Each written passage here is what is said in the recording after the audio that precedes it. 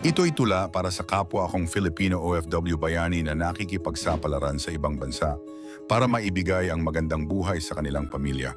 Sana walang airport sa paliparan ng Pilipinas.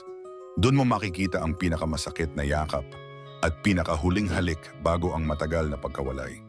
Mga matay na mumugto, mga puso'y pinipilit maging matatag. Pero ang totoo, parehong durog, ang aalis at ang maiiwan. Isang ama, yumayakap sa kanyang anak na ayaw pa siyang bitawan.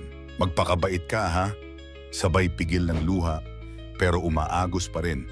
Isang ina, nakangiti, pero ang puso niya ay naghihiyaw sa sakit. Iiwan ang kanyang anak, para lang magsapalaran sa ibang bansa. Para saan?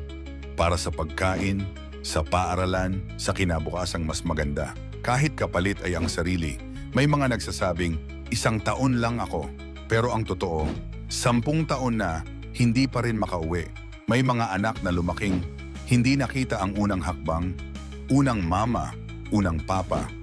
Dahil ang tunay na yakap na palitan ng tawag, video chat, at minsan, katahimikan. Sana wala na lang airport. Sana ang Pilipinas ay may sapat na oportunidad para wala nang kailangang umalis, para wala nang pamilyang kailangang maghiwalay. Sana wala nang OFW na umaasang muling makakauwi habang tinatago ang lungkot sa likod ng ngiti. Sa bawat padala, sa bawat sakripisyo, nakataya ang puso, kaya sa'yo na araw na lang ang binibilang bago ka umalis. O sa'yo na ilang taon nang nasa malayo. Saludo kami at dasal namin dumating ang araw na wala nang luha sa paliparan. Sana wala nang airport. Like, share and follow kung ramdam ninyo ang sakripisyo ito ng bawat pamilya na walay sa kanilang mahal sa buhay.